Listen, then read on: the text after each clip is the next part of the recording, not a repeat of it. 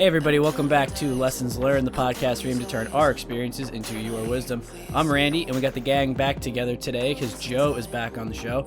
And we're going to have a special guest with us today who's going to talk about meditation with us. Chris, why don't you go ahead and introduce him? Guys, we did it. We did it. We got Iron Man on the show. Yes! The day Tony has come! Stark is with us today. Hey-o. It's good to be here. Yeah, so today we're going to be talking about meditation. So Iron Man, I guess, meditates quite a bit. Robert Downey Jr. over here. Oh, yeah, thanks for the handoff there, Dumbledore, by the way. I forgot that I was all hyped up for introducing Iron Man. Yeah, so, you got it, you know. Yeah, thanks. Sweet. So meditation, man. It's something we all need to do, I think. And I don't do it quite often enough, but when I do, it's insane how much it actually improves your life. So we're going to be diving into that today. So, Tony, what's up, man? How's it going? It's going well.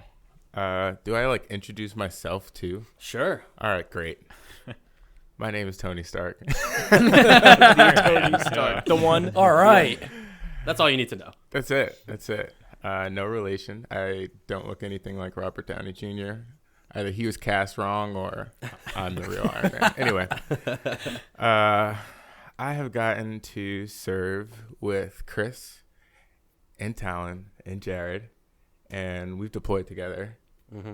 Yeah. Deployed with each of these guys, and I think I replaced your crew, Jared, in England.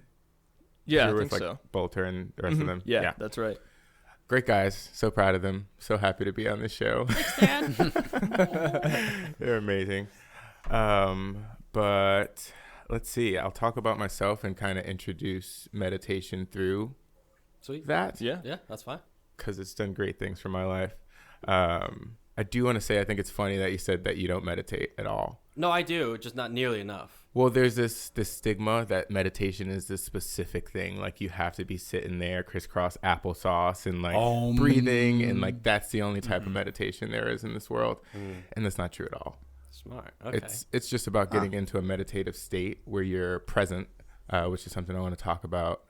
So you play hockey, for example. Right. When you're in the zone, you're not thinking about did I remember to turn off my oven? You are in this meditative state where all you are thinking about is what's in front of you or where you're passing the puck. I don't really know how hockey works, but Nailed that sounds it, like those sports. I play sport ball.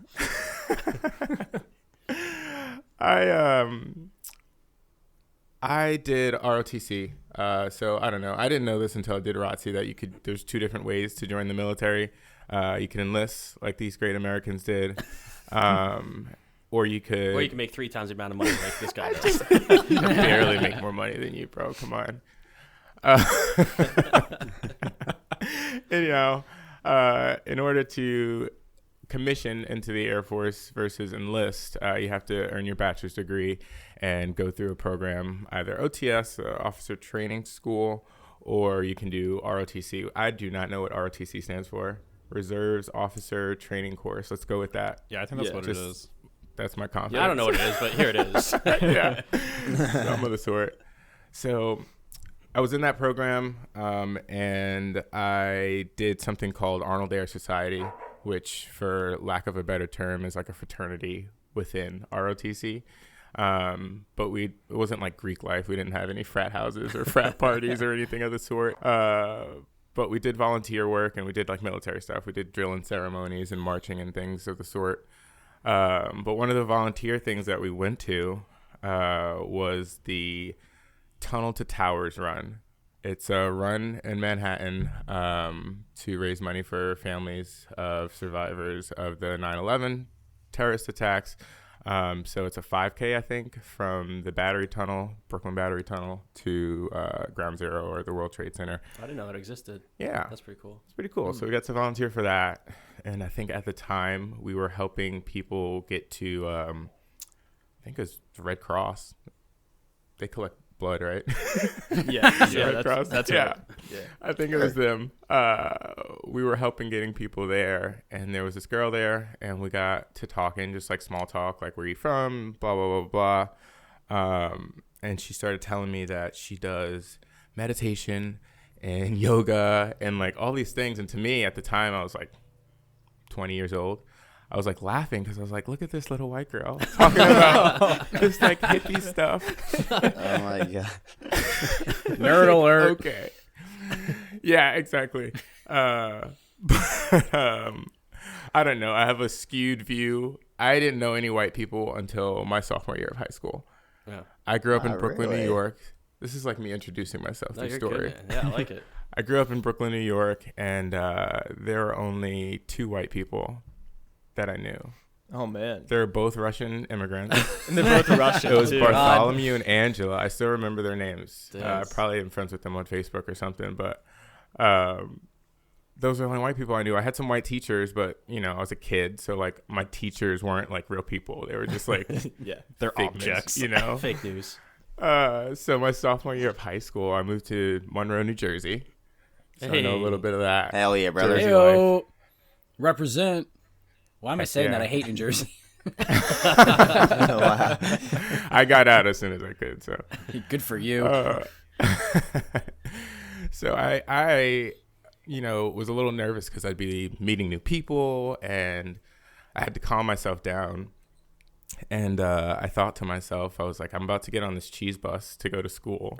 I'm getting on the cheese bus. I got my backpack. I'm outside. This is as white of an experience as I've had.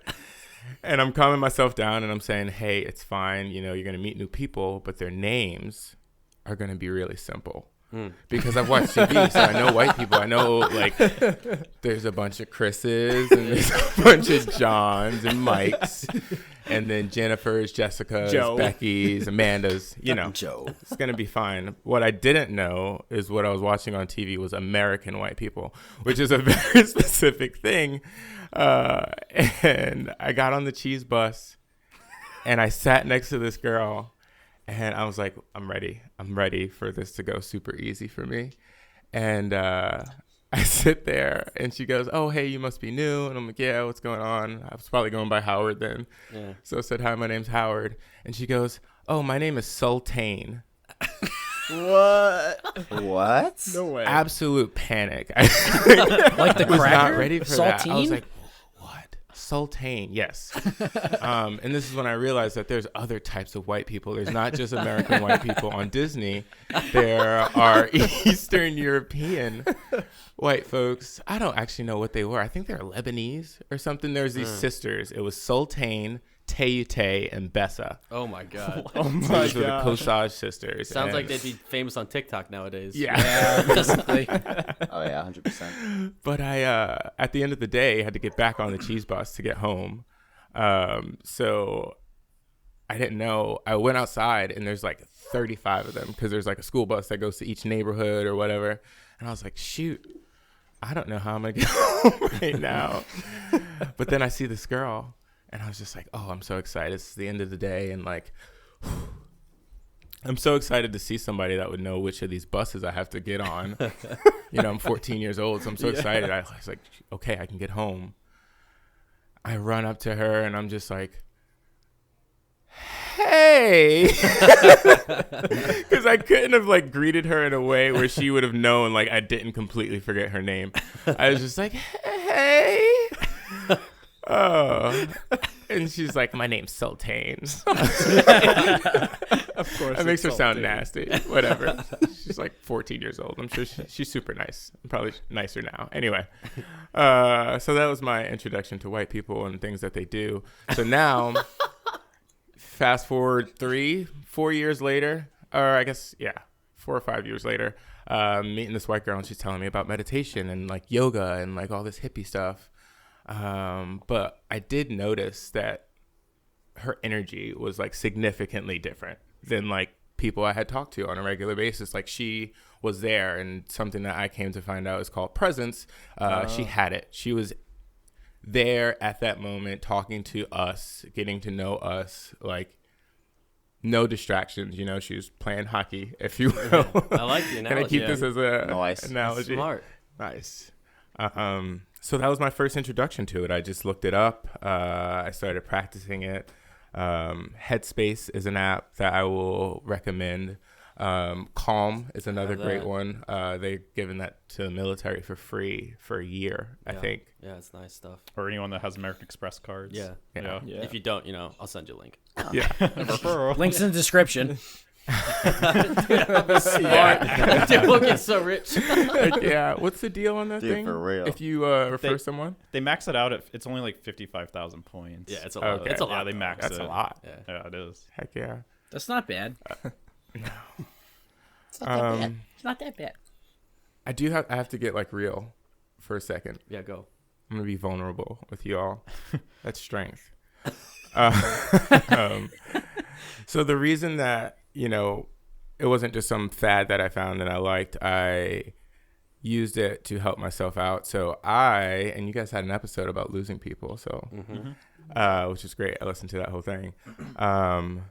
My father passed away when I was in 7th grade, very geez. suddenly, and I was in Brooklyn, New York, and it's not the Brooklyn, New York it is today that has like, I don't know, falafels and Like shopping and like decent. Yeah, Yeah. it was a very different place. Yeah, I remember and that. so I did not have the opportunity to become like emotionally like clear, like to express myself and like embrace my feelings. So I hid it at school because I couldn't be crying at school because, it's one thing to be sad. It's another thing to be sad and stabbed. You only got to cry once, Kids are mean. Anyway. Sad and stabbed. Oh my Did you think of that on the Don't want spot? that. So I hid it. I bottled it up. I didn't embrace the fact that I lost my father. And I got so good at hiding it that even at home, like my family like didn't bother to ask, like, are you okay? Your dad just died. And I was just like, I got so good at hiding it and being just like, I'm okay, and then start being the super bubbly, positive person that I am now. And so I bottled it up for so long that it slowly crept into leading me into feeling like depressed feelings. Yeah. And so this is now sophomore year of college. So from 7th grade to sophomore year of college, somebody math that for me. How many years is that? A lot. A lot. None of us are good at time. math. It's a lot of time to not process the loss of your father. Right. So I was able to, through meditation, to become more mindful. I would start procrastinating was the first thing that my mind did. I couldn't focus on a task. I would sit down doing homework and like could not get the task done. Like it'd be like, I don't know, was that SpongeBob where he's like sitting writing a paper and he like makes this super ornate like tea. Yeah. For the yeah. Some that of was- these and some of those, and That done. was you. So I would do that, and as I started to meditate and practice meditation, I started to realize like why I was doing it. My mind wasn't in this free mode or like state of being. It was just thinking about things that I hadn't addressed yet. So because I was thinking about like my dad passed, I'm sad about it. I haven't talked to anyone about it. No one's asked me about it. No one cares about me. All those thoughts that your brain somehow formulates and then like snowballs into these crazy things. I was focused on those things, but distracting myself from thinking of them. So I was forever putting off taking care of the emotional event that I had. And through meditation, I came to that realization. I was able to observe my mind and see like how it thought. That's awesome. Yeah. That's deep, dude. And I got out of that depression. How long did it take you though? Like once you realized you started, well, how did you start doing that? I guess from that girl. Yeah, I just Googled like guided meditation on YouTube, and there was some like super corny, like extra edited picture of like a lotus or like some blue water or something, or like the chakras like design. Yeah. But they were good, they were relaxing. And the first thing I noticed was like, this feels good. Yeah. Like this is nice. Like I feel good after, I feel good during doing it. Like I'm not. Yeah. It's like stretching almost. Yeah. Yeah. Stretching your brain, I guess. Oh, that's exactly what it is. It's exercising your mind. That sounds like a Rumsey quote. Yeah, you got a book for us today? Yeah. On Do you this, use books? I love books. Huh? I love books. I You like recommend books. any? I like books a lot. I don't know if I have any books that talk about meditation or like Well, really way to mention go. meditation. Earl So I'm Nightingale. slacking a little Just bit, Earl so maybe I'll Nightingale. look for some recommendations from you. Yeah. Randy When in said doubt, Earl Earl Nightingale video again. The Earl Nightingale. Oh yeah. I don't know who that is. Don't worry, Rumsey will show you. Isn't he a sleep scientist, right? Or at least No, talks about- that's Sean Stevenson. Oh, yeah. Earl Nightingale. He grew up in the Great Depression, so he was basically born in that, and he was really resilient and became a very successful person. Made a lot of money and also wrote books and made a lot of audio logs that you can look up today. And Cool. he basically defined success, and that's the video that they're talking about. Gotcha. Yeah. And I know, Talon, I mentioned it to you because I'll get into my story here in a little bit, but you said, like, a lot of successful people do meditate almost every day, right? Oh yeah. Yeah. I mean, it's pretty much. I mean, it's focusing like what you want in life and everything. So it's like it's a good time to think about what truly like makes you happy and like what goals do you want to meet and everything and Right. possible steps that you might want to take. So just That makes sense. I mean, I don't know, like the way that personally like I meditate in the past is just for me to focus on something. So that's I mean, what better way to focus on a goal than try meditating about it? Yeah, I know. When I was dealing with my breakup, that episode we had that accidentally got deleted. But we'll What do it episode? Again. Don't worry, guys. We won't talk about Yeah, Rumsey's still butthurt. Cut. No, but so I have these Bose noise canceling headphones. I put those on, dude, and I play this. I shared it on our Instagram. If anyone is interested, I'll share it again probably. It's just Lindsey Sterling, just piano. It's called it's on the Calm app. It's like Lunar Eclipse or something with Lindsey Sterling. Dude, I put that, cancel out the world and just have this piano or this violin. I'm sorry, not piano, violin going in my ear, and like my brain just focused on everything that was holding me back, and like so much. Like an hour later, I had so much clarity as to like why I did the things I did for my breakup, like how I'm gonna proceed with life, and I mean it's not all healed automatically. It's not how it works, but Right. it gives you explanations as to why things occurred and how to move forward and how to grow and learn from those experiences. So yeah, there's that, dude. It works. It's crazy. It really just kind of helps you sit in with your problems, doesn't it? Yeah, Yeah, it like, helps you like just- analyze what's keeping, like you said, like it's distracting you, but it's not distracting you. You have these things in your mind, but you're distracting yourself from them. And when you really sit down and focus on those thoughts, you come out so much clearer. It's crazy. Yeah. Yeah. If I could, I think this is a good time to like introduce presence. Go for it. Yeah. So presence. I don't know if y'all have interacted with that word much. Not like Christmas presents with a T. Oh yeah, I love presence. presents. Your presence, your being, Yeah. the energy of being. When you meditate, so your brain is like constantly trying to keep you safe, and so when it is in a natural state, it's very inquisitive, and it's often thinking of what's gonna hurt me next, like who's gonna attack me, who's gonna hurt me, what's the worst thing that could happen, like Almost those like type of slight thoughts. paranoia, huh? Yeah, it is. And the thing is, if you were constantly thinking about your entire life, if you were able to be that present, I suppose, it would drive you insane. Like imagine being in a constant state of analyzing your entire life. Oh, So that's you go why I'm crazy. insane. You go insane. I think we've talked about that explains it. before. As I think I mentioned a few episodes ago. It's just like you can't think 3 years down the road. You got to think like tomorrow. Yeah. Yeah. Yeah. It's because you can't perceive it. Your brain's not capable of perceiving that much information. And so to also keep you safe, it brings up distractors, things that through life have appealed to you personally as a danger, like phobias, for example. Like somebody has one bad run-in with a spider and they could have arachnophobia for the rest of their lives, or just because their brain so early on identified that as something dangerous, it's written into the way that they are. And so with presence, it's a way to trick our brains in a good way of being distracted from all the dangers in this world. Like we seem to be so afraid, but like you can't live without dying. Like you're going to die at some point, but you distract yourself from that fact with things in your ego that say like, oh, well, I'm not going to die anytime soon or something of the sort, when you don't really know. But being present uses your brain power that you'd use to be thinking about what's going to hurt me next. It uses your brain power for what's happening now. How am I observing myself? How am I observing my brain and my body? You guys said you have all meditated before.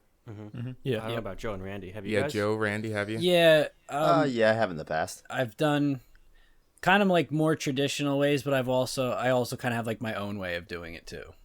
What's your way? Let's hear it. Well, I mean, in all honesty, I know I've mentioned this 100,000 times already, shameless plug, but going out in the wood shop is a huge meditative kind of thing for me because I can just go and like focus on a project and turn off everything else. Yeah, But that's smart.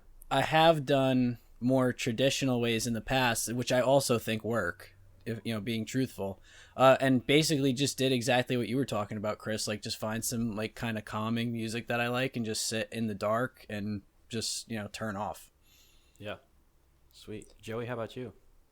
You know what I found I like is actually what you got to see in our snowboarding trip in Colorado. When I like to listen to music while going down the hill.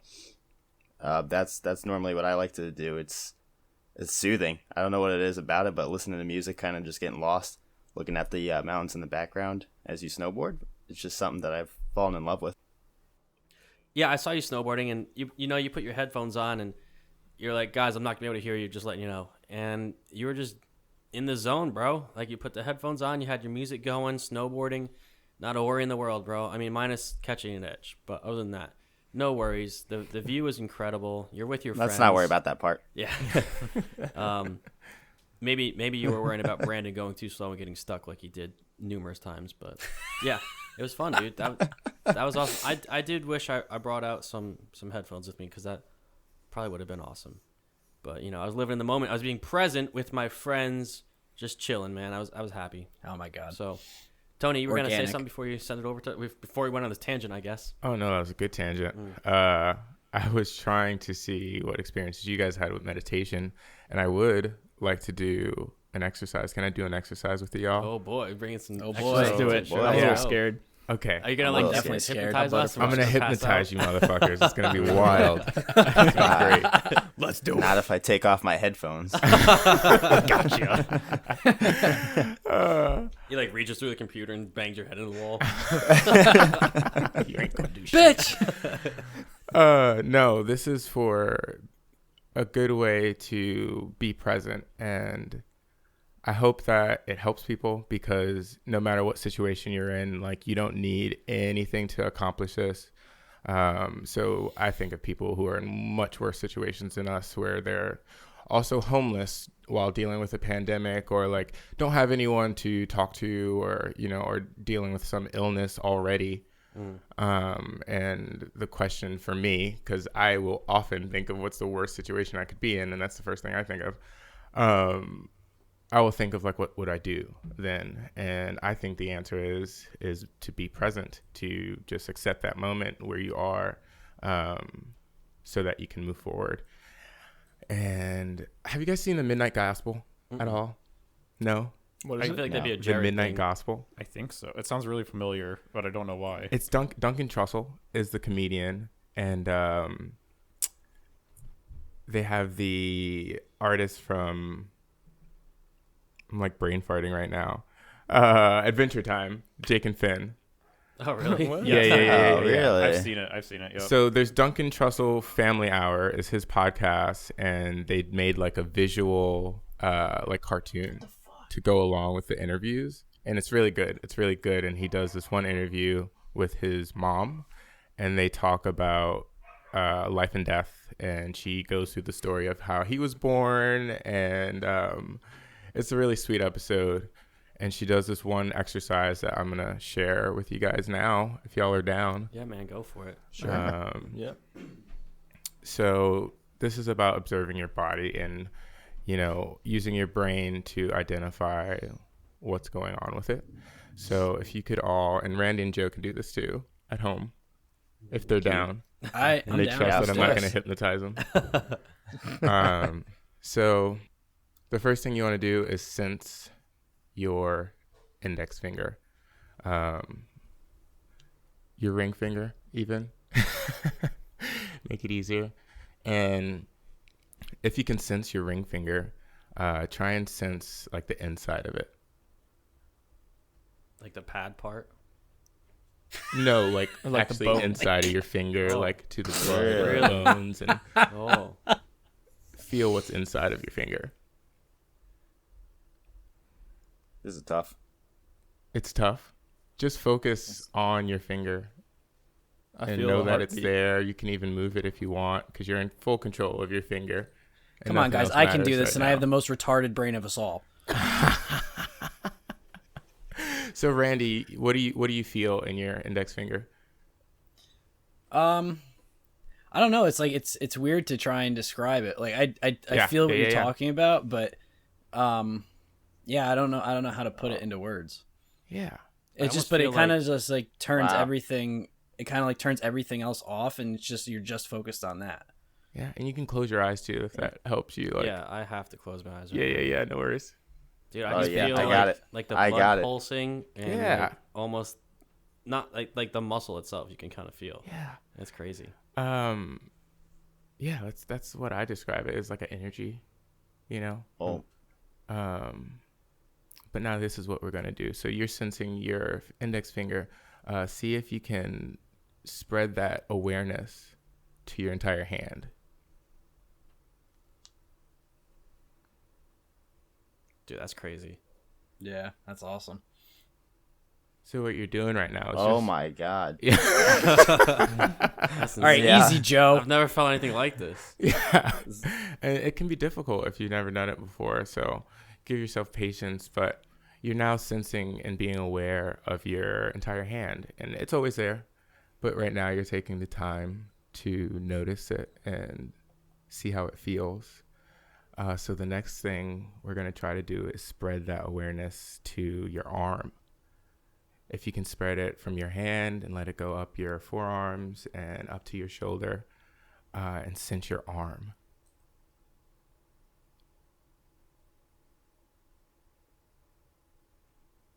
Takes a little bit more brain power. Dude, that one's hard. Yeah. Yeah. Feels I'm like trying. everything gets more like everything that I'm focusing on is getting a little more heavy. Yeah. Yeah. Yeah. In a yeah, way. Okay. Yeah. Yeah, I got Well, that's stop because you're and say covered in something. muscles. I definitely feel like the blood pulsating thing. Yeah. You're talking about. I got Yeah. I gotta say something real quick here because as you wouldn't know this, Tony, but as the rest of the boys know here, my brain is the one that jumps around the most. Okay. Can you guys attest to And that? there's nothing wrong with that. Yeah. I can agree. Yeah. Oh, there might be something wrong with him. No. I think I think it's kind of funny that I'm having like the easiest time with this of everybody, and my Yeah. brain I think is the most like sporadic. Sure. Maybe you just are always searching for that one thing to focus on, and now you're doing it. Well, Yeah, and that's maybe. the Now thing. you're like channeling it. Yeah. So I'm glad that you're noticing that, because what it is your brain, at least the frontal cortex, is probably extremely active. And so you probably hop around and like think a bunch of things, and like in our society where we teach, one subject at a time, one thing at a time, that's thought of as like not good. And Yeah, my brain can't do that. yeah, and they'll like medicate people for having an overactive mind. So it's not a bad thing that judgment is based on our society and how it operates. So your brain is so active now that you're focusing it on something, it can really focus on it because it's taking all that energy that you have and putting it onto one thing, and it actually is a benefit, like it is now in this exercise. So Ha, Just Chris, wanted- secret genius, suck it. yeah, I'm pretty much telling all the kids in your high school to go fuck themselves. But yeah, if you guys get the idea would be to extend that awareness to your entire body. And that is the state of being present, because all your brain power is focused on your being, instead of what's going to hurt you, what's going to be next, what are you going to do next, like, I don't know, what's her phone number, I guess, if you're single. Or what's his phone Hey. Can I number? have your number? Yeah, or You can have Z, your or any number. other pronoun, however it feels. So yeah, that is presence. That is being present. And the thing I have noticed about it is I'm trying to think of a situation where I was like super nervous. Oh, I've got one. That came I've got quick. plenty. Yeah. When you couldn't remember that girl's name. When I couldn't remember that girl's name. No, I was too excited about getting home. I didn't even realize. Saltine.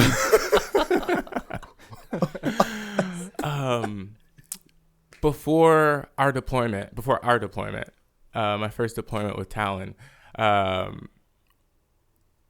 we were supposed to leave one day, and then we couldn't leave that day. I don't remember why.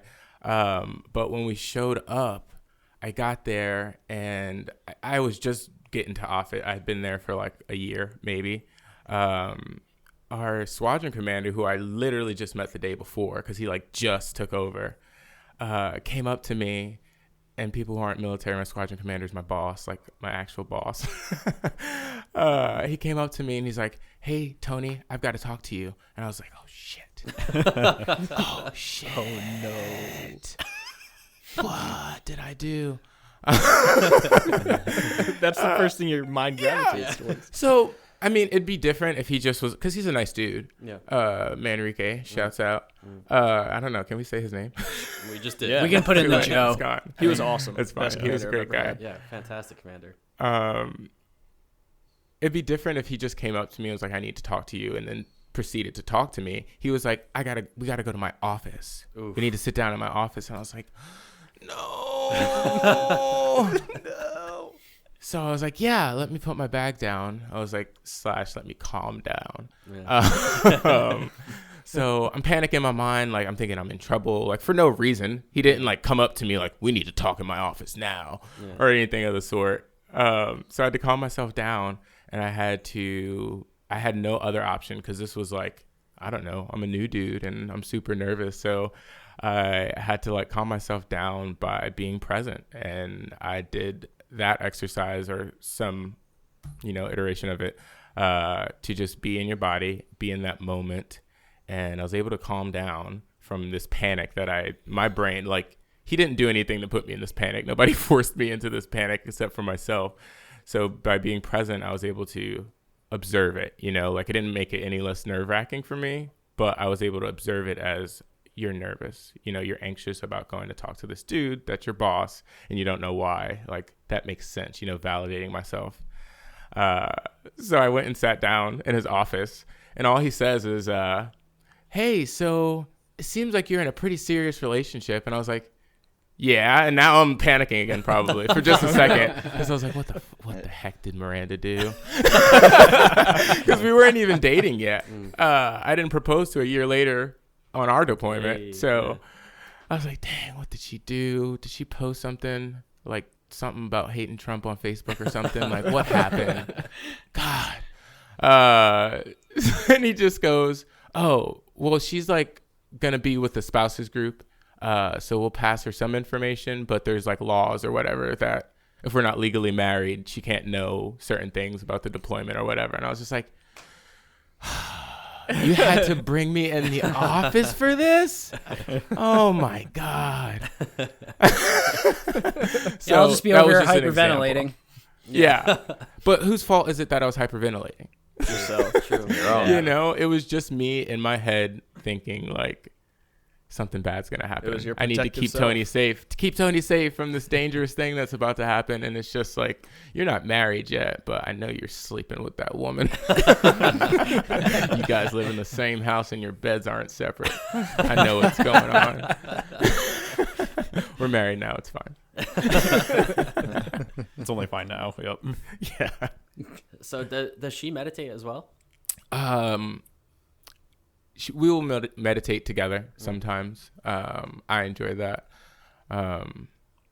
But she's not addicted to it like I am. I feel like you guys are more basic than any of us. More basic. What do you mean by I don't know. basic? You walked What in do you with mean? fur Oh, in your jeez. coat and Starbucks. Yeah, in you your had hand, Starbucks in sunglasses. both hands what when are you you walked talking in. about? Yeah, Chris. You is said you one look to like a talk. celebrity, and you're like, I know. With his Cornell sweater, like, I didn't accept even- oh my it. God. Cornell sweater. Yeah, Yeah. When Yeah. have you been to Do Cornell? I need to say more? I went to Cornell, dude. yeah, I did Oh, too. you did? No, you Yeah, me and didn't. Rosie both went Yeah. to Cornell. Yeah, how long? Like No, a they day. didn't. That's what Yeah, I exactly. thought. We walked around campus for like Few 2 hours minutes. and then left. What? Bought the sweaters and dipped. Yeah, went to the gift shop. That's what I figured. Yeah. Makes sense. Yeah, no, we don't that's seem funny. that smart enough. No, you guys are very you're a very energetic couple, and like from my perspective at least, like you guys, I don't ever see you guys angry. Like I don't see you guys that often, but when I do, you're always like happy together and everything like that. So it's maybe there's some science behind meditation, and maybe that's what helps you continue that. I don't know. Oh yeah. And you'll see there's a graduated experience of that being able to hold presence. And that's why I really like that exercise, because it helps you focus on like one very small part of yourself and then allow that to expand out and carry on. Right now there is a practice, and I don't know if it has a name. I just kind of got the idea and was listening to some things, and I think about the presence of someone else, like of a good friend. You know what I mean? Like we all miss our friends. Being in the military, you get moved around from people, but there is a meditative state that you can do, and you get so used to your own presence and understanding how who you are reflects in your presence, in your being, in your energy, and you start to be able to see that in others. So like I have some really good friends. They live out in Denver. So I have one friend, Tucci, and like he's super high energy, just like happy all the time. And there has been times where I've been able to meditate and sense like being in my boy's presence. Really? And that has gone a long way, you know, because you can even do that with like your mom or your dad or like whomever. You can sense that presence, that energy, and it'll change your day. I hope I can get you all to agree that your brain is what establishes your reality. Like your brain does everything. Yeah, it's just perspective of like external stimulus and everything. Yeah, so yeah. You can manipulate that very easily. Exactly. Chris, do you sense my presence? Yeah, presence of an idiot. Oh, there he is. Very, very organic. It's palpable. I felt that very organically. I hope Nick McNaught listens to this, because he told us to use the word organic, and we use it almost every episode now. So Organic. it's That's so a good funny. one. Every time I So hear it are now you and able other to, stuff, like- it makes me laugh. I have a question for Tony here. So, are you able to like sense if someone is having a bad day or anything like that? So that's a great question. There is the concept of like projecting. You probably hear that pretty often, of like you projecting your own problems on other people or your own bad self-thoughts on other people. It's a part of that, and judgment. I have no way for my persons to see if another person's having a bad day unless I am very studied on how they are. Like my wife, for example, like I know what she looks like. I know how she carries herself when she's having a bad day. So I have a sense there, but I can't like walk up to some stranger and be like, meditate. Body I language think you're plays a having lot a into bad that. day. Yeah, body language. Yeah, right. Yeah. I know there's some people who could like, Right. yeah. I Because know there's like some people who read auras and stuff, but that's Sure. something I assume just totally different. Sure. And I will tell people I can like feel their energies and tell them the color of their auras and stuff. But it's, I don't know. People may say like you have a bad aura. That doesn't exist. There's no such thing as a good or bad aura. It's just like It some is- white girl, Right. 20 years old in college, Yeah. like pounding Yeah. beers. It's a judgment. I can- Like saying bad is a judgment. Like this is a bad thing. Like nothing is completely bad. Right. Everything has a dialectic to it. That's dialectic. I can speak You guys to know that. word? Is that a word? Yeah. Yeah, it is. That's a big word. It's a word. Probably the biggest one we've used yet. Is it? All right. Yes. Sick. You know what a dialectic is? Sure don't. Any guesses? Dialectic? Yeah. Well, Talon's gonna have to Google it. Diabetic. I know dielectric. I thought you were going to answer it, Not a but diabetic. someone... I do know the answer. I think I'd like a formal definition, honestly. He wants to make sure he's right before. Yeah. Yeah. Is it like someone who studies different dialects? No. Good guess though. That was good. Oh. I never thought of that. Do you want me to say it out loud? Can I guess first? I'm gonna guess you first. Yeah, say it. I think is it observing both natures of things, like the good and the bad aspects of things? Nope. His eyebrow is tightening. I don't.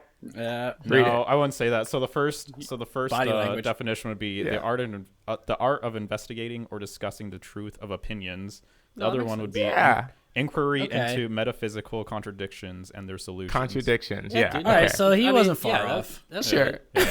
No, it made sense the way you used it. Yeah. Yeah. Okay. Made more sense the way he used it than the definition. Yeah, exactly. Yeah. See, I should Wait, get but dictionary. can I just say though, real quick, I can definitely speak to that being someone who, like, I work with people all day long, and it really depends on the person. Like, there's some people who walk in the door, and I'm like, okay, this guy's having a bad day today. But then there's other people who could be having a horrible day, and I have no idea. It just kind of depends Yep. on the person and like how they project themselves. And like, I know, for instance, for myself, my coworkers always know when I'm having a bad day, just like body language wise. I don't ever, make it their problem and make it, I don't try and make other people have a bad day because I'm having a bad day. But like, you can usually tell when I'm having a bad day. Sure. Right. Yeah, you're probably not as chippy and not as witty and throwing out Annoying. random comments and stuff. Probably talk less. As Randy. Chippy is a Yeah. chippy Randy. Yeah. But also to speak to like, Tony said it before with like the energies, like there are certain people though, like you can kind of feel like a person might not have the best energy. Like there's people who come in and they can be totally nice to you the whole time they're there and they leave. And I just turn to my coworker and be like, there's something about them that is just not Yep. right. Yeah. Yeah, there's Interesting. and I think subconsciously maybe that's why like you don't enjoy being around certain people. Like we talked about some like true friends and whatnot. Maybe there's some people that you start out as acquaintances and then something just clicks like in your head subconsciously, like I don't really want to hang out with that person, and you don't know what. Maybe that's why. I don't know. Yep. Absolutely. There's people vibrate on different frequencies. And that's like, if you get into like actual science and like, there's like vibration theory and things of that sort. You just vibe with people. Is that where the And- term comes from? Vibe? Yeah, that's Really? exactly where it comes Dude, from. I had no clue. I learned something today. Yeah, your vibrations. Vibe. That's yeah, what you vibe learned is short today. for vibration or Shit. vibrator if you're nasty. Ooh. Nice. Feeling good vibrations. All right. Well, we Easy all there, get it. Jared. We will identify it with, external things, like even with like your partners or your significant others. You'll say it's like, oh, it's because they look that way, but you've never seen that person before. You've never seen how they look to say that's what I want. It's the vibe that you get from them, and the vibe that they get from you. And when those are in sync, that's when you are attracted to each other. And the same thing goes for friendships. Like I met you like 2 years ago, 3 years ago now. Yeah. And it was a vibe. It's like I wouldn't It's a go vibe. on the podcast of like any other Yeah. people that I've worked with. It's because like I can talk to you, like I've sensed the being in you, and it's cool versus That's hot. not like That's pop really cool, hot. but like cool to me. Yeah. And the same goes for the both of you here. I haven't gotten you guys' vibes, Randy.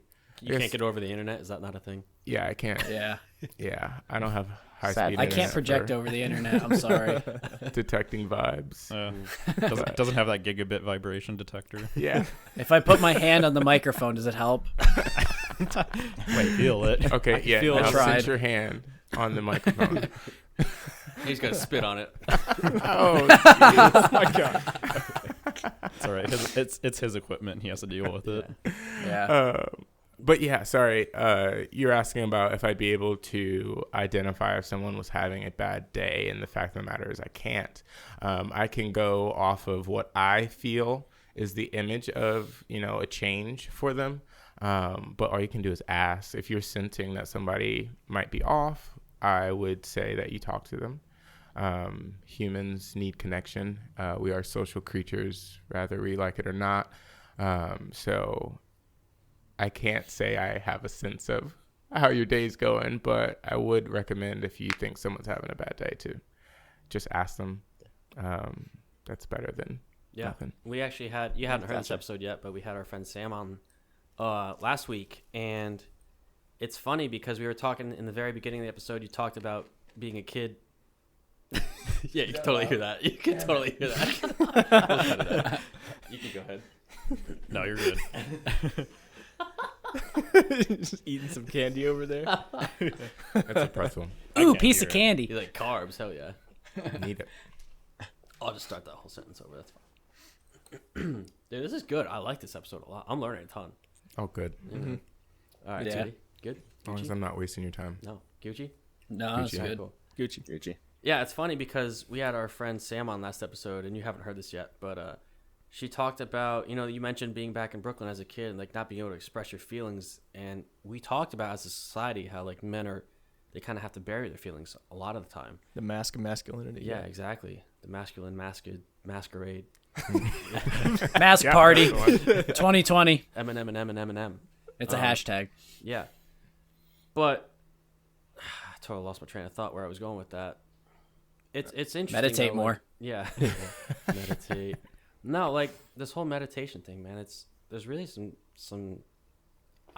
It's not magic, but it almost is. It's like, it's crazy how it could totally change your day, and like asking someone to make their day. Like we talked about. Oh, here I got back on track. I meditated as I was talking. So we were talking about like reaching out to someone, like if you're an introvert or extrovert, and like some people deal with things better alone, whereas I need someone to ask me like how I'm doing and like get through that with somebody, whereas Jared likes to read and like kind of deal with it himself. And so we talked about all that last episode, and bringing meditation into that is pretty interesting because like you said, if you're aware of yourself and like your presence, and then you could see somebody is struggling, like if you are able to see they're struggling, ask them how they're doing, and then maybe pass that knowledge on to them, like try doing this and see how you feel like tomorrow, and then get back to me, and like if that works, I'll give you another exercise to do or something like that. And like that can really change someone's whole outlook on life, really. Absolutely.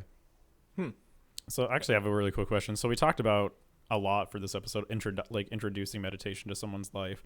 For you, Tony, who's been doing it for a long time, what do you think you would do if, like, in terms of like your life, like how your life would change if you took meditation out of it? Do you think that would affect you in extreme ways? That's an interesting question. No one's ever asked that to me before.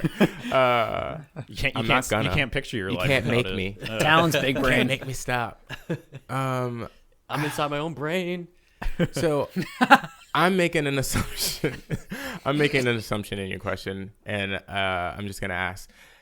I feel like you may be asking, like, is there going to be like a regression? Like, if I stop meditating, will I regress into the depressed kid I was in college? Maybe not exactly like depressed, but like, would you? I don't know. I guess it would be like the opposite of the benefits of meditation. So like, would you? I don't know. Would you do you feel like your life would be more distracted? Like, Okay. do you think your mind would be like More stressed and stuff. Sure. Yeah, because you've been doing this for so long. Like, Right. do you think like maybe like now you just change like the wiring in your brain, and like maybe do you think that you've changed as a person, or? Absolutely. I am a very different person than I was before I started meditating. So I'm trying to think of the quickest way to answer your question would be to say that so neuroplasticity is the like neuroscience term for what meditating will like do for you. And the plasticity is kind of flexibility in a sense to deal with traumas, deal with things that seem dangerous or stressful, and to be able to bounce back. Plasticity, stretchy, I don't know, whatever. It all makes sense. So meditation helps a lot with that. I can't purely say that if I stop meditating, how it would affect me, because mindfulness, this is good. You got me into the other word I wanted to define. Nice. The mindfulness is the frequency, like amount of times, we're not talking about waves anymore, the frequency of observing your mind, like how often you go and sense what you're experiencing. And this is what I need to work on. Yeah. So that's mindfulness, being mindful of what's going on with you. And so as you meditate, you will meditate on moments. So like anxiety, for example, like something that makes you feel anxious, you can meditate on that feeling and working with anxiety, because you can't delete anxiety without like some powerful medication. And even then you're just like pausing it. Because of that, I would never lose that. So there are moments in my day where, because I've meditated, I recognize them. An example is I live over here in Papillion, and there's those roundabouts by that like Papillion Center or whatever. I don't. Is that South Washington? I don't know what street I don't it know is. what that is anymore. Whatever. And so most people I'd assume would say like, oh yeah, I'm driving through a roundabout, big whoop, you know, or like I'm just driving still. For me, that reminds me of being in England. Yeah, me too. And driving on the left side of the road and like going yeah. through these roundabouts, which was a very excited time for me. Like, it was a great trip, had so much fun, made so many good friends. We went to Germany, Prague, Norway. We had so much fun, such a good time. I proposed to my wife, my now wife. Like, it was the best trip. So now when I drive through those roundabouts here, I think about England. Like, I feel that sense, and it keeps my day going. It keeps my day like bright and like happy because I know I've had good experiences that I tie to it. Try to think of I mean, you kind of said it more common before, one. like when you were talking about when you went into the commander's office. Yeah. Like maybe when you were stressed out like that, maybe you didn't necessarily have to meditate, but like if you just thought through your head, like, why am I so stressed out right now, kind of thing. Yeah. I know, and it's not at 100% fixed, but I know when I'm approaching a point where I would be more emotional than logical. And the quicker you can identify that, the easier it is to calm yourself down in a sense. So even if I stopped meditating, which I'm not gonna, Yeah, jerk. I don't think I would lose. I don't think I would lose that until I interacted with a situation that I wasn't aware of, like something that bothers me and I don't know why it bothers me. But I don't think there's like a regression of it. Like if you meditate one day and then don't for 2 months, you're not going to be less of a person. Yeah. It's almost like, since you do it every day, it's almost like part of your life now. So Oh, absolutely. I don't think you'd ever be able to get rid of it and ever go back. And I can also, so like if my wife gets to bed before me, I'd always do a night bed, like a go to sleep meditation to like unwind, wind down and go to sleep. If she's in bed, pass out, I'm not going to put on Headspace. Yeah. I don't know if have you ever woken up your wife? Oh yeah. Yeah. It's not good. You're going to have to meditate for like the next week. Yeah. They don't make a meditation for that. So I am able to pretty much do the guided meditation that Andy, that's the guy's name on Headspace, that Andy leads you through on my own. So it's like, I don't have any excuse not to meditate because like I was saying before is if you're meditating, you don't need anything. There's no material thing that you need in this world to get through a meditation. Things help, like noise canceling headphones and Lindsey Sterling, but you don't need that. You don't need those things to observe your body. Right. Yeah. So, And I'm curious because I'm a huge like advocate on having a really good routine. So like, what part of your day, when do you just like every single day do you meditate at the same time? When do you normally do that? Yeah, when and how is my question too. sure. So I don't get to keep a rigid schedule with training. So I, again, try to reference moments in the day. So I will meditate before bed. So getting ready for bed, I will meditate laying down. In the morning, I will meditate. So whenever I wake up, it's sometimes if I either if I go out the night before, or if I have like a night event, waking up can be like 1 p.m. So I wouldn't feel it can be like I can. It's damn. happened like last week. I had a midnight to 4 a.m. sim. Oh, jeez. Oh, no. So my yeah, gosh. I woke up at like 1. Went in at like 5 p.m. or something like that. Anyway. Life's good. Love my job.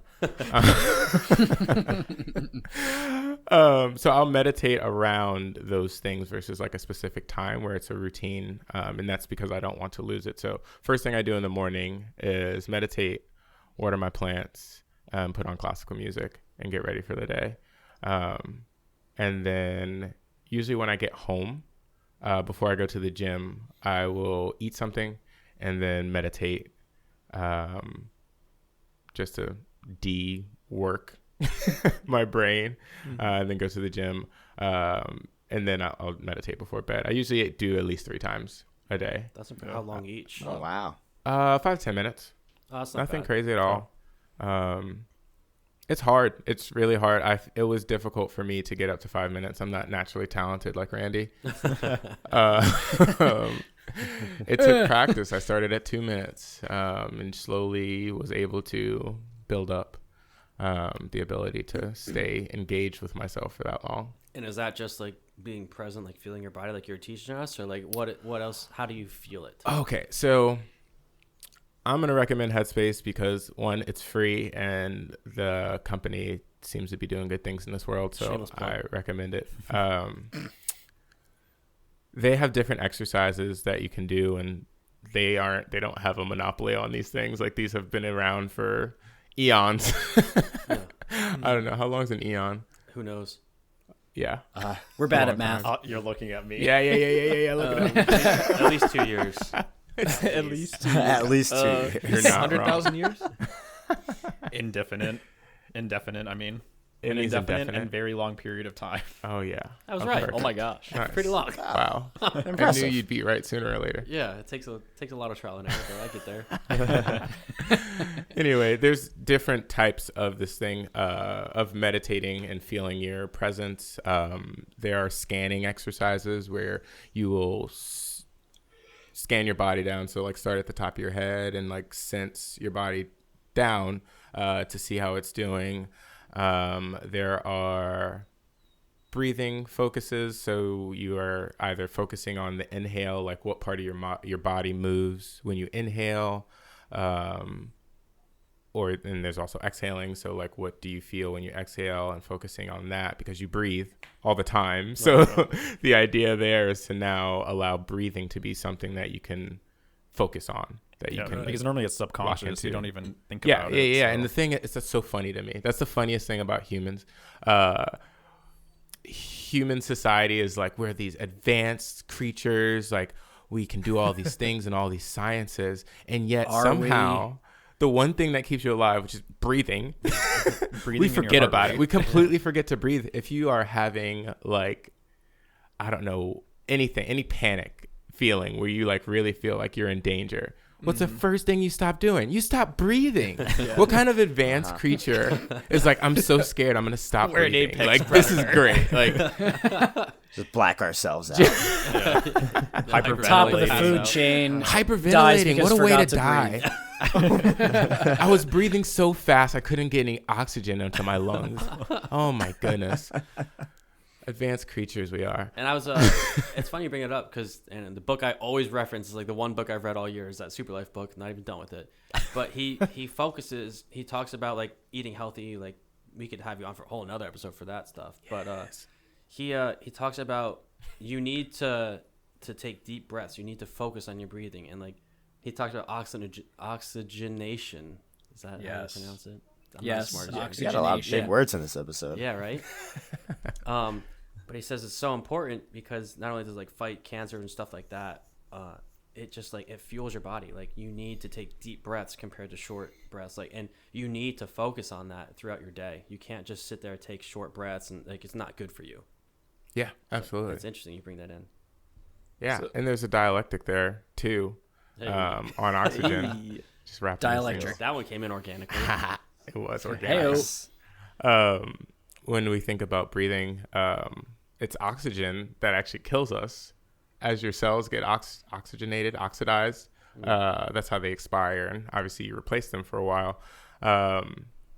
So you need oxygen to breathe and for all of your cells to function, but it is also the entity that's destroying you that gives you a lifespan. Yeah, and that's and then he brings in that book as well. He brings in what's the term when you get rid of oxygen in your foods and stuff? What was that called? Not detox. Deoxygenation. There's a word for it. I'd buy that. Like acai berries are this. Oh, and green tea and everything. Yeah, what the hell's that Oh, term? antioxidant. Antioxidants. There we go. Wow, I was Wow. not getting That took wow. way too That long was for us to rough. figure out. Yikes. I went from being smart to big dumb. Oh boy. But yeah. Okay, wait, hold on. What do you think an antioxidant is? Stuff eliminates oxygen, no? I don't even know. I got talent on the Googles today. Do you guys tip him afterwards for Just a tip. Yeah. just? It's like the Official byproduct- account, go follow the it. byproduct of a chemical reaction in your body to like ingest some food or something, or I don't know. That's good. So yeah, you're right. It is a chemical reaction that can produce free radicals, and it just inhibits oxygenation. Yeah. Yeah, So in his that's book, what I knew of it. he talks about how like exactly what you said, how a lot of oxygen you need, but it also kills you. Yeah, And then so that's why the food aspect comes into it. He says it's very important to eat antioxidants and to fuel your body with that too. Otherwise, the thing that keeps you alive will kill you. Yep. So there's a balance between it. Absolutely. And then I guess to prove the point or push the point is oxygen good or bad? I'm gonna say it's good. I mean, You're gonna say it it's keeps good. us I think alive. it's Sure. always taught is Yeah. that it's Kind of good, need you it. know? Sure. You can't, and that is the judgment. That's the experience. Is like, I think it's good. It's keeping me alive, but I also am not conscious. Not that bad. I'm know. not that conscious of the fact that it's slowly killing me. Maybe Exactly. maybe aliens know something we don't. They're like Yeah, 900 maybe. years old. They Yeah. don't breathe. They And just they they're discovered that constantly in oxygen's meditation. toxic. Yep. I was answering your question, wasn't I? I thought we moved on beyond that. Yeah, I But- don't know. Okay, We're good. We dumb. need to meditate and go back. I don't know. Yeah, fuck. I think you answered it honestly. Yeah. And, Okay, good. I mean, thinking back a while ago, so you said that you meditate before bed, and I remember on our very first deployment, people would be taking on our crew. Some people would be like taking Ambien, and you're like, Hate it. you're just like, I don't need that stuff because people Drinking whiskey. like they're asking us like, do you want a prescription for it? You're like, no, I just meditate before bed. I Yeah. can go to bed whenever I want. Like, and I think that's because I'm sure everyone here has had a bad time sleeping at some point, especially us. I know the people in this room, I mean, being air crew, our schedule changes day by day. Oh yeah. And people it gets messed up all the time. And I mean, I'm sure meditation for you, I mean, you can be an advocate for it, but I think meditation could benefit pretty much anyone Oh yeah. just for sleep wise. If you could do a meditation versus take a prescription drug, or whiskey. I kind of or feel like whiskey. it's a little extreme of a jump. Jeez. Yeah. But you're right. It's extremely damaging to come off of your circadian rhythm, your natural circadian rhythm, and your body's intake of vitamin D from the sun. Like, it's really tough on the body. And I think it's an awful idea to add. I mean, some people need it. Like, some people do suffer greatly from insomnia and things of the sort. But for us, we're just like trying to like, oh, shoot, I'm not going to get to sleep. Let me pop this pill. It'd be better to just meditate in that sense. And I think people just need to know that that's an option. Like, it's Yeah, a tool that they absolutely. can use, because I think a lot of people just don't even think about it. Right. So here's something from my practice. I told you I put on those headphones and I put on Lindsey Sterling. I don't know about you, but Shameless plug. that almost wakes me up a lot. Sure. And then I find it hard to fall back asleep. Whereas trying to fall asleep, I use that Calm app and I just use like the rain on a window sound. Sure. Like that puts me to sleep. But listening to music, it gets me like emotional, and like it literally energizes my body. Then I'm wide awake. Sure. So Could you not meditate to the rain sound? I do, but it's almost like Tony said about the roundabouts. Roundabout. Canadians. Yeah, the rain on the window, or there's like a rain in the forest, and that takes me back to my grandma's house growing up, and she had woods all around her house, and like the rain hitting the leaves and blowing in the wind, like that's what I think of, and that helps me fall asleep. Whereas like the Lindsey Yeah. Sterling, I'm meditating on things that have happened in my life, and it almost stresses me out, but then I get clarity from that, and then I'm awake because now I'm not stressed anymore. Like I'm good to go. Whereas like the rain sound, like I said, it relaxes me and puts me to sleep. Sure. So then, Tony, would you think that's possibly like two different types of meditation? Yeah. Those are two kinds of, what you're meditating for. You can be very purposeful in how you're meditating. The goal of meditating to go to sleep is to mentally prepare yourself for sleep, so to like calm your body down. Whereas if you are going through something and you want Lindsey Sterling to, be your muse, be your guide to a solution, that is also meditating. That's all meditation, dude. So Tony, I know I've been kind of quiet this episode because I didn't think I'd have a whole lot to say on meditation. And honestly, I've just been listening, and I've been realizing a lot of different things throughout this conversation.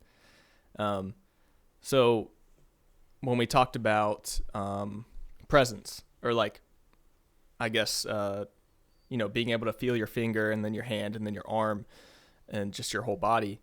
And then you talked about breathing, like taking breaths and like focusing on where that energy is going.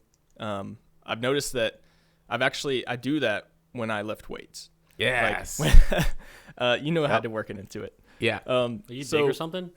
when I do deadlifts Big, or squats or like do like a big heavy compound lift, I focus on my breath. Yep.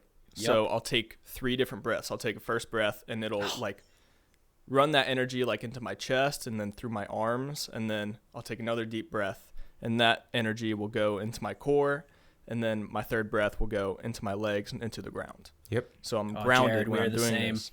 And I'm just completely focused on my body awareness and just lifting the weight, like all of my muscles working together, my central nervous system, everything. So I think you mentioned going to the gym. That could be a form of meditation, I guess, if you're actually aware of it, if you're mindful. It is absolutely a form of meditation. Like no ifs, ands, and buts about it. So there's that. And then another thing is being present in a situation or a conversation, just around other people. Like during this recording, I've just been listening. I think I've said like 5 words this total recording. 6. I've just been taking in the whole conversation and everything. Math is hard. And yeah, I've noticed that, especially with like my relationships, like past relationships, I noticed that I wasn't completely present in the moment, like in the conversation, during the phone calls and all that stuff. And I do believe that's one reason, like that's actually a pretty big reason why some of those didn't work out.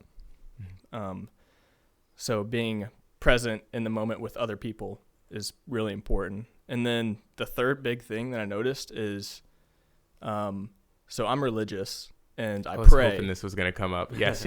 I pray all the time. And especially like, you talked about like thinking if you're in a bad situation and like your protective self is coming out or whatever, and you think of how could this situation be worse? That's something that I practice every day. And especially at the end of the day, whenever I pray, I think about all the things that I'm thankful for. And that is basically my meditation that helps me go to sleep every night. I start off my prayer with what I'm thankful for. And that kind of just like releases that sort of like energy that you're talking about and just takes a weight off my shoulders. And I almost never have a issue falling asleep.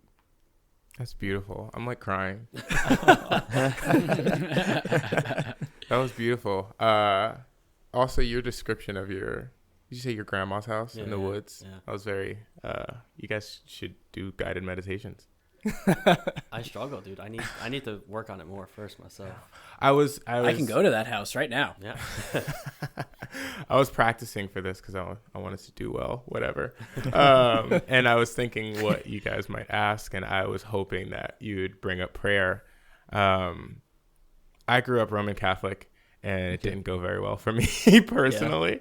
So I actually got to discover Buddhism actually through school. Because after I was meditating for a while, I went to Manhattan College in New York, and it's a Lassallean school, which I don't know. It's Catholic. I don't know what the Lassallean brothers were. Something. Yeah, they did something. Anyhow, we had to take, I think I took 8 or 12 credits of theology courses, and I actually got to take a Buddhism class, and I got to go learn about the history and practices of that. They call it a religion, but it's not intended to be. So I got to learn all about that, and that became my like spiritual calling versus what I grew up with, Roman Catholic, and then just like non-denominational Christian. I was able to spiritually resonate with a different faith in a sense.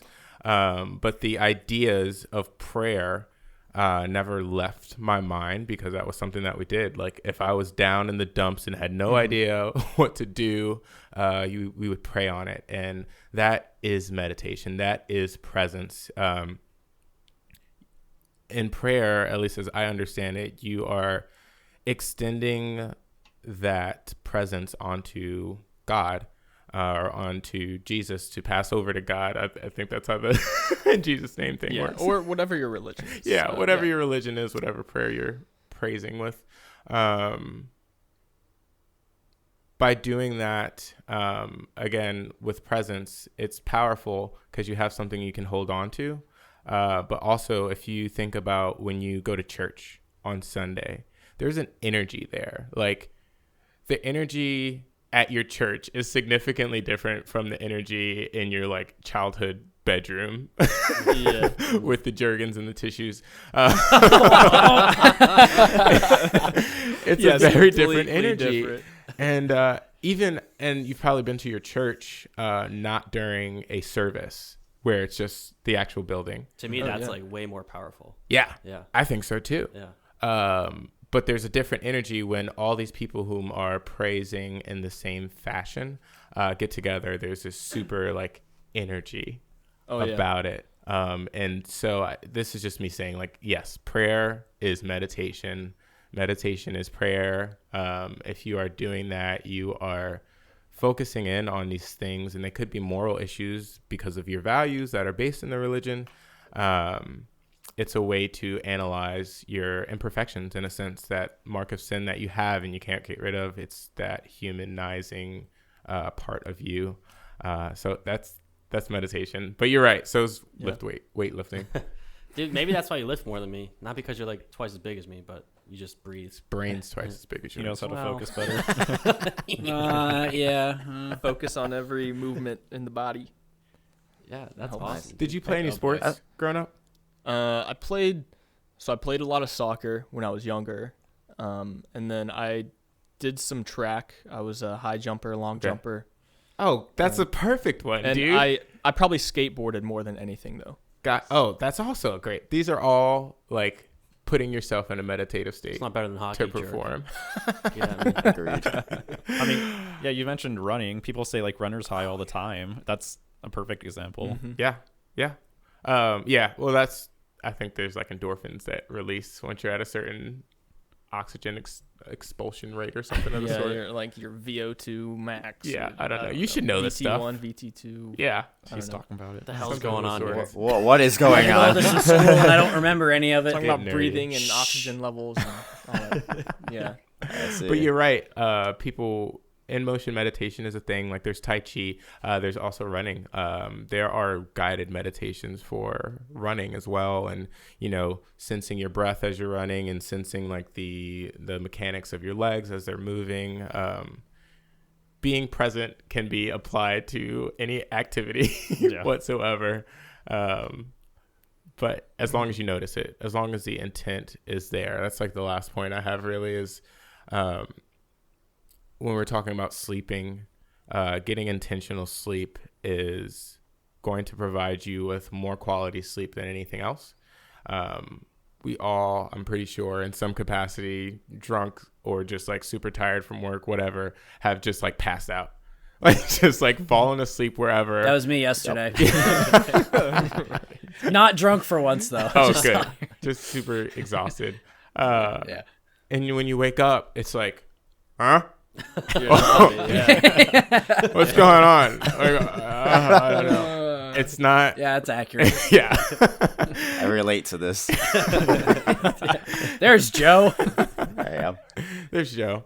Did you go to get Panda? I did not get Panda. Panda Express. That is. Yeah. Joey's like, it's his kryptonite. Oh man. Panda is my meditation. You need to meditate on that. Yeah. You know what? I was just judging you just now, and I'm sorry. I was like, Panda Express. Hey, you know what? That's fine. Man, he's living a certain type of lifestyle. We all judge him all the time for it. It's okay. You meditate with your Panda, dude. You excited for it Absolutely. on your way to the store in the drive-through, or I don't know if you go inside. He's like, oh Yes. fuck yeah, orange chicken. yes, I'm like, oh yes, love it. Saying prayers orange about his chicken arms. and Dear honey God, walnut shrimp. I'm like, Thank you for this panda 2 minutes away from my house. It's perfect. Should we make? yes. Hey Joe, we're gonna make you do something. Is that okay? I guess so. I don't have a choice, do I? You don't know. No. All right, solid. If you if you had to think of a dialectic about Panda Express, what would you think? I'm gonna need the redefinition of dialect. I was gonna That's say right. he's got to know what dialectic is Talon's first. got the definition up. So That was coming up. I don't have it up. I think you described it I think perfectly it's your fine, tip, though, dude. so- Joey goes, what? Khakis. Have I heard this word before? Boom. Yeah, I roasted. explained it earlier. I totally forgot it. Yeah, it's observing the good and the bad in things to Ah, get like okay. a truth within opinion. Yeah, Yes. that sounds like the internet. Yeah. The good and the bad within the. Let's Within see. the panda. Within the panda. Yeah. Well, obviously the flavor is the good. The orange Yeah. chicken. Oh, it's gonna be is delicious. amazing. Of course. The bad is definitely in the health. Yeah. because, You're you gonna know, be it's- less that's- swole. The bad is that's everything fried else. chicken. How does it make you Yes. feel afterward? Yeah. How does it make you feel afterwards? Well, it's better than like frozen dinners and everything. So, Is in it though? one sense, I would like to believe. Yeah, you still so. got that 24-year-old metabolism. Yeah. Like, how does- That's how does kind your of gut it's fading feel? away. It's actually fading away. I just gained 8 pounds over 1 week before I went out to Colorado. Yeah, you ate 8 pounds of panda. That's impressive. He is a panda. Panda. But yeah, with that being said, I like to feel good because I feel like it's Hell yeah. not terrible after the gym. I don't think it's like the worst post-workout meal, but I also think it's definitely not the best by a long shot. Sure. So I don't know, just No, like carbs and protein. yeah, like that's kind of what I'm getting at. I'm just Okay. lacking on the vegetables. Yeah. Well, that was good. You did it. You crushed it, Joe. Oh, thank you. We're proud of you. Congratulations. Hell yeah, brother. But that's true. And people take this attitude with things and they're just like, oh, yeah, this is bad. Like, I need to stop doing this. Like smoking cigarettes, for example. And they obsess over the fact that, like, it's unhealthy. And, people will shame you into it. And that's why you hide it. When you're feeling shameful, you hide. That's the natural reaction to it. But if you want to be effective in changing a behavior, you have to look at it from both sides. If you had some reason to not want Panda Express anymore, you wouldn't be able to, or not effectively at least, just say like, oh yeah, Panda Express is not good for me. Like when you know damn well that plum sauce, and, the joy of like eating it, like that's a good thing. Like you enjoy it, and a lot of people forget about that and they're just like, whatever, it's bad for me. I have to stop. I have to shame myself into stop doing something. And Right. it's not effective, but good job, Joe. I'm proud of you. Oh, Maybe now you stop eating Thanks. fat ass. Fuck the haters. You The rest stop are eating haters. panda when you're ready to stop eating panda. That's okay, Rocky. You go when you want to. you go when you feel like it. No, this has been a great episode. Anything else you want to touch on before we wrap it up here? This is a really good episode for New Year's too. Yeah, that's Yeah. around when it'll come out. Can that be my wrap up? Sure. All right. We're about to get into a new year, y'all. And if I can pass any advice, if you've listened to anything that I've said, any of you guys here too, I just want you to think about gratitude. It has been scientifically proven at this point that it changes both the neuroplasticity that we referenced earlier, as well as the actual linkings in your brain. Be grateful for what you have. Be grateful for what you've seen, even the things in your past that have been hurtful or challenging or difficult. Be grateful that you got through those things, that you're no longer drowning in the anxiety of who's going to ask you to prom anymore. Those days are over. And here you are, wherever you are. Just be grateful for something. I think that's the biggest thing we can take into 2021. I don't think we got no choice. Exactly. That's good. Who wants to choose to not be grateful? 2020 has been quite a challenge for people in varying magnitudes, and it is so important to be present, be mindful, and be grateful for what you have and where you are. All right, guys, this has been Lessons Learned. Thank you all for listening. Don't forget to subscribe to our podcast and go follow our other social media pages linked in the description. From all of us here at Lessons Learned, have a good day and see ya!